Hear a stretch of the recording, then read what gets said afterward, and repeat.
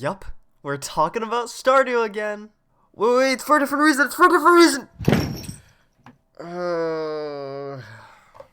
So the reason we need to talk about Stardew again is because the topic of this video is constraints, and how they make a lot of video games fun. And I know what you're thinking, how can constraints be fun? And to that I propose, Maybe a bit, You know what I mean?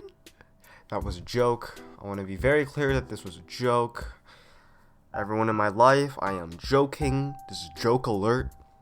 In fact, to prove it, I live my life by one rule, which is ACAB, so unfortunately anything related is contraband, so if you could please exit the vehicle now. But there are two reasons why constraints have been on my mind. The first is economics. In my first year econ course, my professor was explaining how it's a very different field of study. He explained how innovation is an asset in a lot of fields because novelty is valuable. However, he described economics as a field where people mainly discuss constraints, and so it's a field defined by people who can metaphorically think inside the box. Because of this, he stressed how typically he finds that engineers and business students and anything related have the toughest time in his classes because they have been trained to think entirely differently. And it just helped me realize how many things are the way they are because of constraints, and how this kind of applies to video games as well. The other reason is PogChamps, the annual chess event every year. That's what annual means. On Twitch, where huge streamers and mainstream talent compete in chess for charity. But it got me thinking how such an old game has so much more new life being poured into it. How are people still being entertained by such an old game, especially considering how much new groundbreaking stuff is being developed all the time? So let's get into it. Regardless of political power, wealth, or natural talent, we're all confined by one factor: time. That is, until we figure out the whole immortality thing. So how can something so arguably oppressive be fun? The Persona series is all about time and the limitations of your decisions. In Persona 5, you're tasked with completing a palace and killing its boss, but the catch is you only have so many in-game days before you game over. And these palaces usually take a few days to complete, so you really have to schedule your time with how to best complete your objective. Whether that means leveling up, mapping out the interior, or creating consumables to prepare for the worst. Outside of the combat half, you also have a social life worth maintaining, filled with equally as important tasks like boosting your bond with allies to gain new abilities, reading books to increase your stats, or even studying for classes. No matter what it is you choose, you're restricted to only a few activities before you're forced to move on to the next day. This means you must make a decision on how to best use your time. And I hate to do it to you, so we're gonna get it over quick. But Stardew is on here again for the same reason. I just love this game so much, man, I'm sorry. While there's no end to the game, every day will start at 6 AM and forcibly stop at 2 AM. And that seems like a lot of time, but when considering the amount of things you want to do in the game, it's simply never enough. There's your farm to clean and maintain, quests to do, gifts to give, ducks to pet, fish to cook, babies to slaughter, materials to mine. It's so stressful, but it's so fun.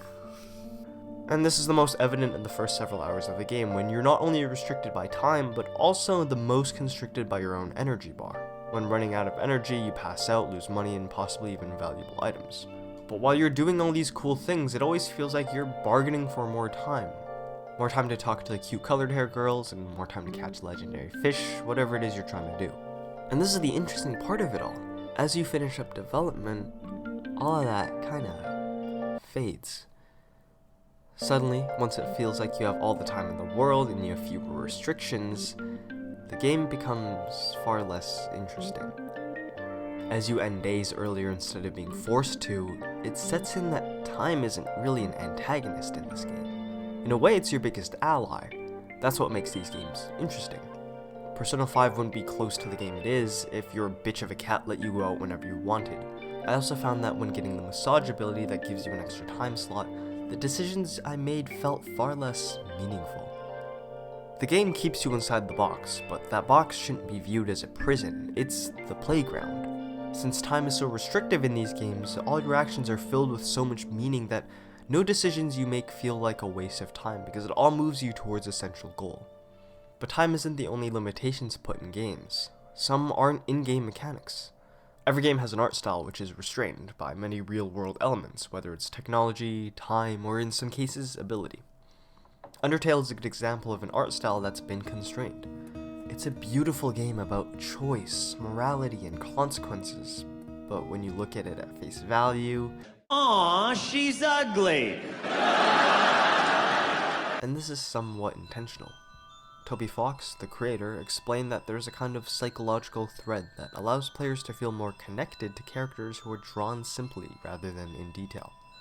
It's something he values so much that he said regardless of if he had a bigger team of artists, the art style would probably stay the same, and in its own right, this is a constraint. It's just one that he puts on himself.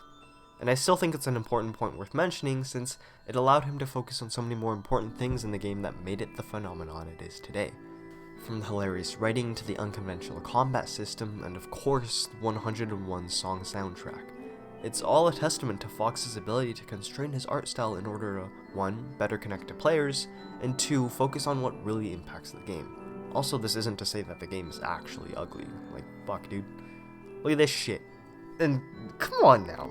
This game's not ugly, it's the same concept with a lot of indie games, where the art style looks simple at face value, but because of that, the gameplay is so well defined.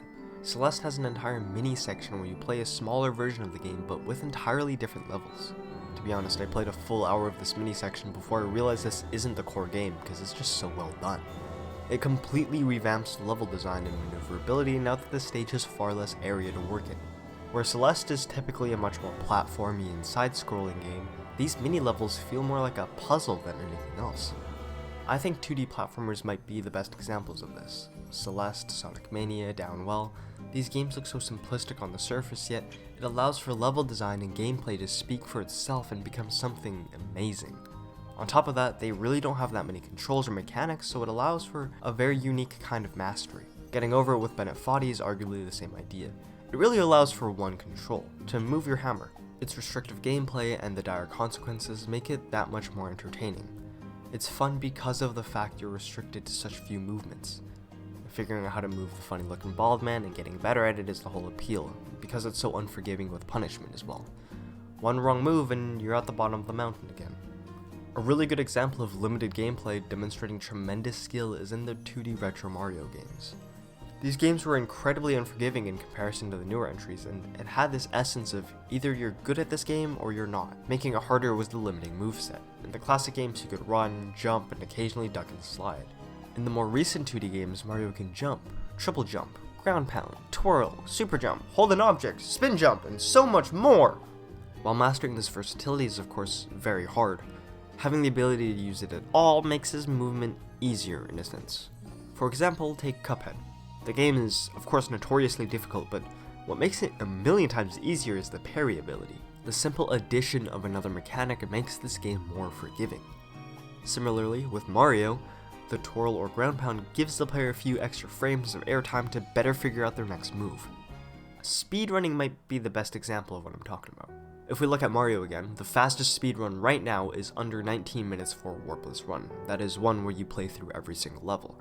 Speedrunning is the ultimate test of a player's abilities, and it goes to show how restricting players to a time limit makes it super interesting. But time limits aren't the only things speedrunners limit themselves to. Like before, there are subgenres of speedrunning like Mario Bros being beaten warpless or any percent, games where glitches are allowed or not, and even blindfolding players to Mike Tyson's Punch-Out.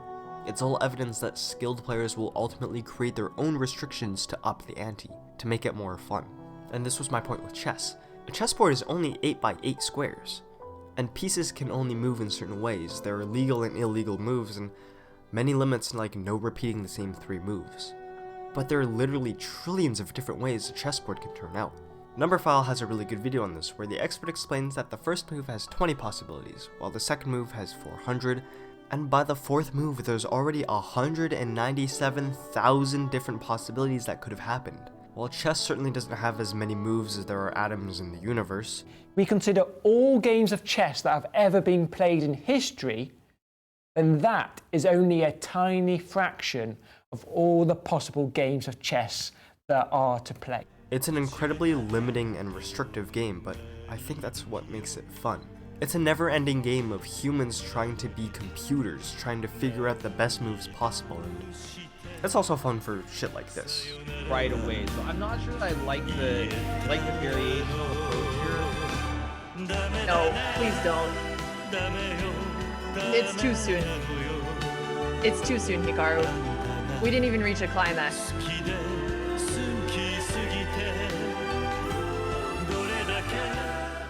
Alright, we're switching it up now. I'm gonna name some TV episodes, and we're gonna try and find some commonality between them, alright? Seinfeld, the Chinese restaurant. Friends, the one where no one's ready. I'm wearing everything you own. Brooklyn Nine-Nine's The Box. 2, 3, 4. Yeah, I really gotta stop trying that. Breaking Bad's The Fly. Contamination. I mean, I'm thinking like an Ebola leak or something. Community's Cooperative Calligraphy. Watched me get Guantanamo'd, and I'd like to know who it is. Rick and Morty, Rick's D Minutes. Boy, you, John, you dumb, stupid idiot. SpongeBob SquarePants Idiot Box. Here I am. Where's what, Squidward? Don't where's what, Squidward? Me? Parks and Recreation, Leslie and Ron. Are you figuring out the commonality yet? Yes, they're all bottle episodes. Episodes where the studio tries to save as much money as possible by limiting the amount of actors, sets, and effects. The other noteworthy point here is that a lot of these episodes are considered some of the best of their respective series, or some of the most memorable. So clearly having some sort of restriction on location and assets allows writers to be somewhat more creative in a sense. To this I want to bring up the Yakuza games, which shamefully I only recently got into. The series has been going on since 2005 and just released its 8th mainline game. Yet all of these games take place primarily in 2 cities, Kamurocho and Stenbury. These games are also easy to put 30 to 50 hours in just to beat and upwards of 150 hours to fully complete. On the other side of the spectrum, the Uncharted series, which has been running since 2007 with 5 mainline games, features a vast array of different settings, from Syria to London to Yemen to the lost city of Ubar. You, as the player, find whatever treasures Drake has been obsessed with. By the way, those locations were all just from one game. It goes to show how many different locations Naughty Dog wants you to play in. So you'd think after 8 Yakuza games, players would kinda be bored of exploring the same old city over and over again. After beating Yakuza 0, the prequel, I bought and started Kiwami, the first entry to the series, and admittedly to my disappointment, we were once again in Kamurocho. I just spent 80 hours in the city and I was ready for a change of scenery. Except, this time it felt different. Stores were no longer where they were, parts of the city were closed off, characters had grown up, and Kamurocho that I knew had evolved. I'm now playing through my 4th Yakuza game, and this all holds true. It no longer feels like a game about Kiryu Kazuma, a badass Yakuza who can fuck up 2 tigers unscathed while also doing shit like this, but instead a game about the city. It's a bottle episode series. Much like these bottle episodes are oftentimes character studies, the Yakuza games feel like they're a character study of a mafia-riddled metropolis where we get to take part in the best and worst events of its history. It also allows for the small map size to be absolutely packed with life. I've never played so many minigames and done so many optional side missions in a game before. GTA has a really popular complaint where there are so few buildings you can actually interact with. The map size is huge, but it's unsatisfactorily empty. Even the downtown section where there's skyscrapers and buildings everywhere, you have very few things you can actually do. What should be a vast city with fun around every corner lacks enjoyment, whereas the Yakuza games are literally filled to the brim with minigames like the infamous karaoke, to the bowling, batting, mahjong, gambling, arcade games, and even entire subgenres like the Cabaret Club or Clan Creator. These minigames are so fleshed out that they literally feel like entries in themselves. I would boot up the game just to play Blackjack or the Cabaret games at times. Due to its reusing of the city, Kamurocho and Stenbury feel genuinely lived in. You not only see how it changes, but with a small map size and less focus on a new map every entry, every game adds so much more to these cities that, again, it feels like Yakuza isn't about the countless characters and fights, but the cities that inhabits these characters.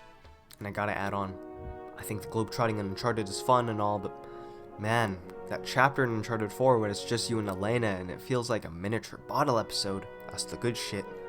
That's the good shit. Gotta say it. When you take a break from all the action, the climbing, and the hundreds of murders you commit, and you get to watch these characters just be themselves, it's... Mwah! My point is a bunch of cool locations isn't necessarily what makes the game fun and engaging. Uncharted just does it really fucking well, I don't know. As a kid, I was always fascinated with open world games, or games where you're essentially God, able to do whatever you want. The more mechanics, the better.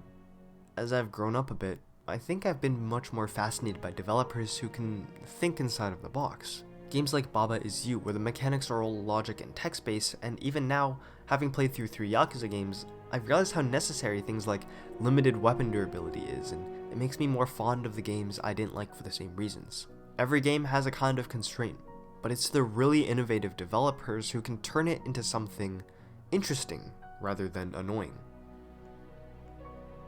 Again, thanks for watching my new video. I really am enjoying making these, and I'm super hyped that they're actually reaching people who don't know me in real life. It's the coolest thing in the world, man. I don't know. It's so fucking cool. I don't know. Thanks for checking this out. I've already started on the next one. I'm planning for it to be a bit shorter. I'm primarily going to be talking about one game. So hopefully this one comes out a bit sooner than this one coming up right now. But who knows? Alright. Thank you. Mwah. We're ending it every time with that now. I guess that's kind of just what I'm doing. Okay, bye.